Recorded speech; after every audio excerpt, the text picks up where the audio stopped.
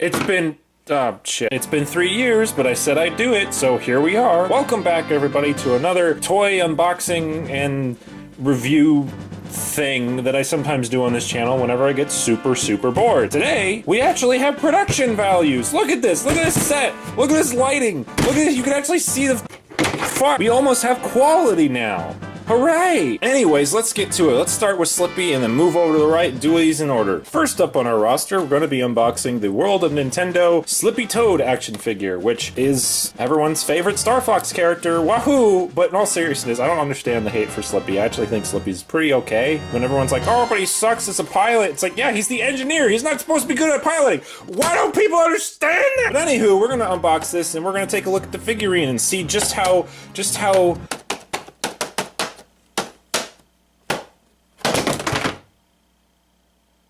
I have so much power with these hands. The box is pretty basic. It's the same thing as the Fox McCloud one, just has his name on there. There's one main difference though, and that is that they've gotten rid of the mystery box little accessory thing. They've kind of gotten rid of that in all the World Nintendo figurines. They've decided, you could just Google what it is, so what's the point of hiding it? Slippy comes with a smart bomb, and that's actually rather cool, but it's just like a little chip. Slippy Toad with bomb accessory. Oh boy! 3.5-inch figure with 12 points of articulation! Let's hope they actually work this time! Let's get to it. Let's open this boy up. Get him out. Free him.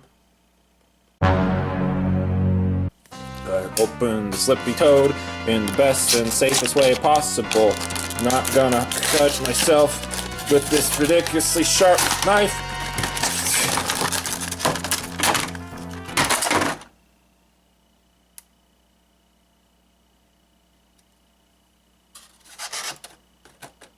But, let's see how this goes. Oh, that's pretty simple. Whatever, get it up. Oh, God, oh, no! Oh. Okay, so we have freed Slippy from his plastic prison, which was protecting us from him, and now let's take a look at the figurine. The first thing I really noticed about the Slippy figurine is that, of course, it's much shorter than Fox's and a lot wider. Fox is just, much taller than him. Slippy's a little bit wider. Slippy looks pretty good. This figurine is looking pretty good. I'm not really noticing any errors on him. So let's test out the articulation. His head is moving actually pretty smoothly. It stops pretty good. You can't really twist it around the other side. His arms move out. They swivel all the way around. They can move up and down. His hand doesn't pivot again, just like Fox's. The hand doesn't move, but the whole, front of the arm moves, so you can still get that movement there. And it's moving extremely smooth, so I do think, totally, once again, that Fox here was totally a lemon, and what's great is that Slippy's hands are just built for slapping, so you can just...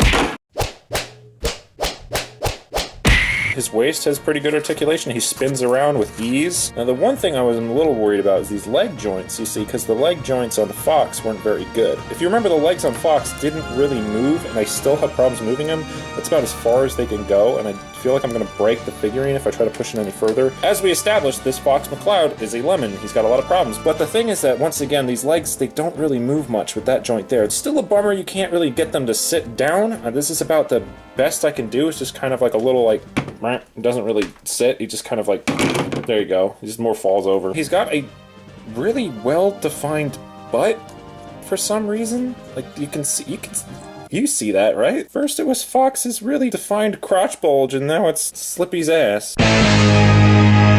I'm not noticing any, paint problems or anything. There's even some nice little details, like the buttons on his coat. The bandana doesn't look weird. I remember the bandana on the Fox McCloud figurine looks a little, miscolored, but Slippy's looks, nice and bright. It looks good. The one thing that Fox does have that Slippy doesn't is that Fox has a little name tag on his jumpsuit, but Slippy does not have that little detail. It seems like the others don't have that as well, so I guess that's okay. There is one thing on the Slippy figurine which is absolutely horrific, and that is, once again, we have this really awful serial number on the back of his leg, which sticks out like a sore thumb. Now you can hide it a little bit if you move his leg like this, but that's not exactly a pose you're going to be able to put him in unless you want to be like, he's jumping, he's doing it, he's jumping, he jumped, he did it, it's his special move.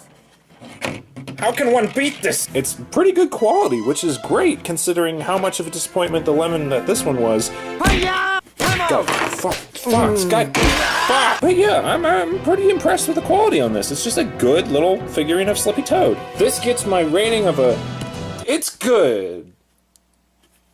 How about this bomb? Oh, how about this bomb, though? Bomb is just a little chip. It's like a really thin kind of plastic. It's not diamond shaped like they are in the game. What am I supposed to say about this? It's a big B. It's a big... One thing I want to say about Slippy that's actually really nice is that the paint on his mouth is actually really clean. There's like a little space between his mouth and the bottom jaw, which is just a line of plastic, but it looks extremely clean. It looks really nice. But yeah, so that's Slippy Toad. Overall, just, it's good.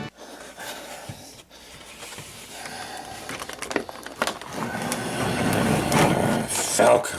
The next figure we'll be taking a look at is Falco. Falco's figurine is probably going to be the most similar to Fox's because, you know, he has a similar kind of body type and also even comes with a little Arwing too. There's one thing I'm seeing right off the bat that I do have to complain about. Right here in his neck area, the top of the bandana isn't painted and there's just this like white kind of plastic that's just there, and it kind of makes his neck stick out and look a little bit long. It's not awful, like it took me a little bit to notice it, but once you do notice it, it's kind of bad. Even if you just kind of sit in there, you can see it pretty clearly right there. That's not the best.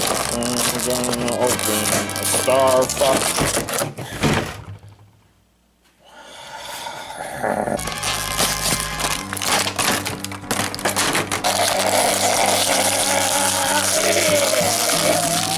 Oh, he's tied in there. Oops. Performed surgery to get Falco out of the box. Flash game for kids. Free download. Oh, not malware, I promise. Oh, I did it! So we got him out of the box, and here we have Falco.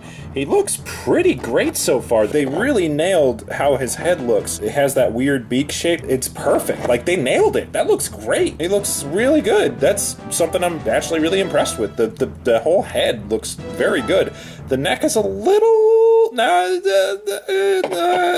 it's fine. Let's take a look at this little tuft of butt feathers, which Falco refers to as a tail. It's a little weird that it's not, like, centered. It's more just like going off to the side. It doesn't really articulate too well. You kind of have to work it in a little bit. Let's take a look at his articulation. His head, is it just me or is his head a little lopsided?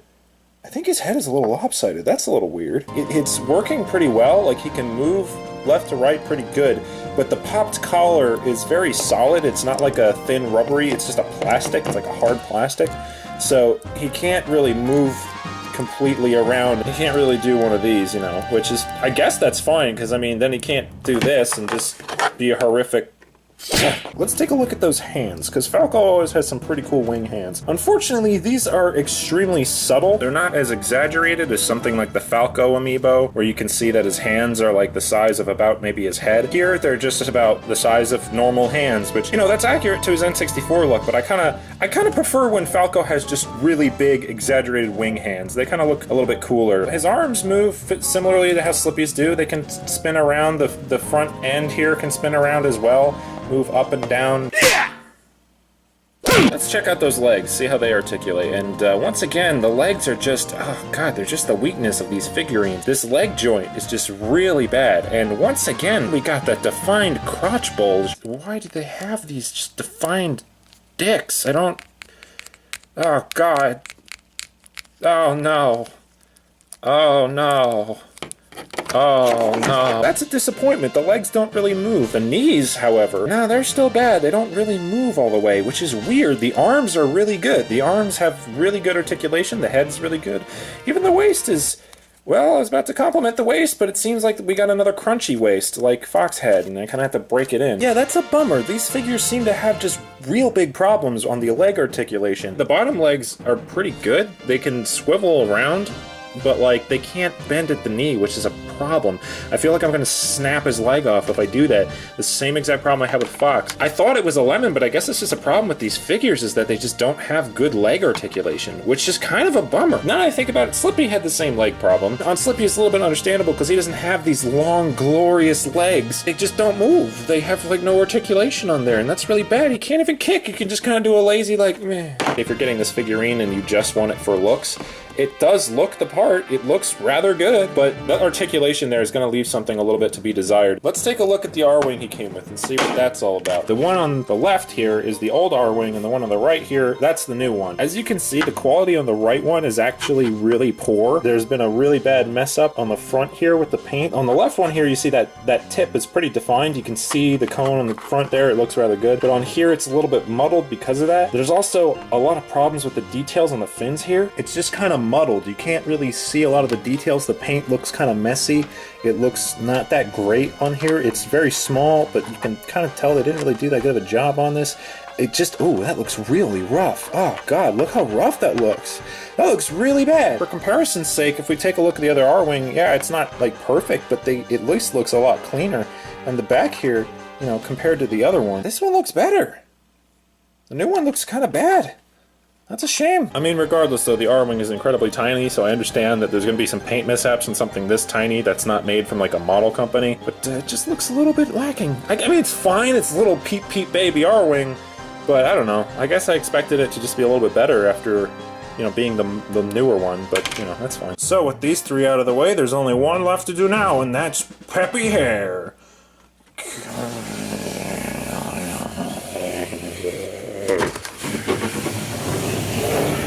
The little accessory this time is something I actually think is really cool.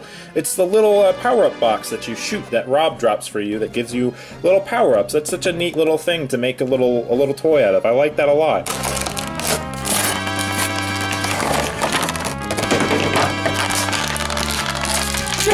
And here we have Peppy Hair in his little cargo box. I'm really curious to see what his articulation is going to be like with this giant cloak in the way, this giant hunk of plastic that's just going to be blocking a lot. Well, let's take a look here. Let's see if his head moves, and yes! Full 360, perfect. Once again, we don't have very good leg articulation. This time I can understand it because this is another stout figurine with the legs really small, but this just not very good. Once again, the up and down foot movement is fine, and it can rotate pretty okay, but it just can't really move up much. I'm kind of bummed out that all of these figures have really poor leg articulation. The thing that's great about Peppy here is that if his legs are messed up and you can't get him to stand right, his jacket will hold him up. This little bit of plastic, it's not much, but you can see how it kind of changes his center balance so that he falls back a little bit, which could be a problem. The arms are the exact same articulation as the other figurines, but you can't, that doesn't go full all the way around because it kind of lips over, but that's fine. His waist does a little turn. Let's see how that goes.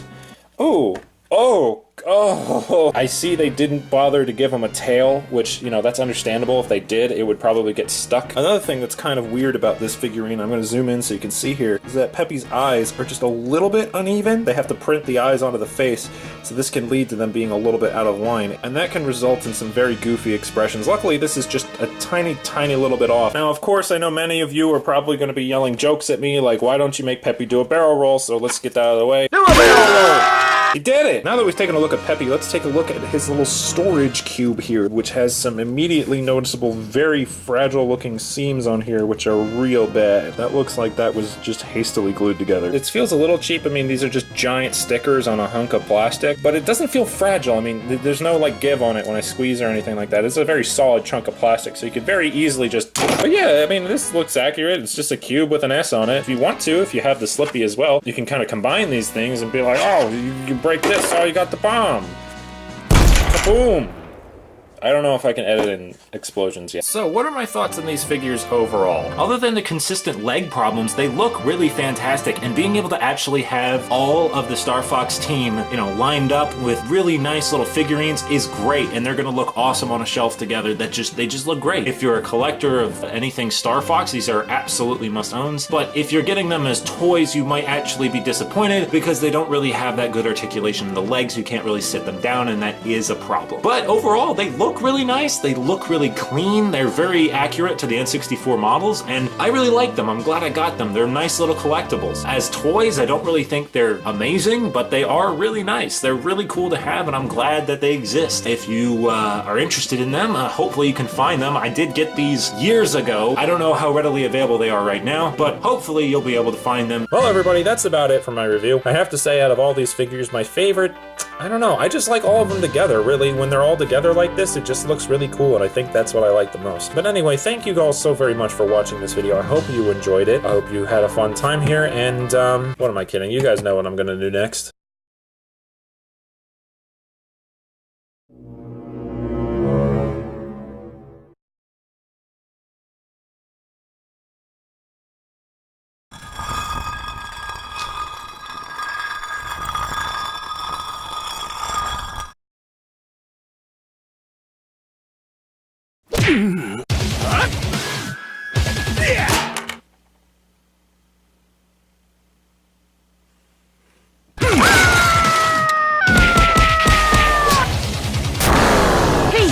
faster! Ah!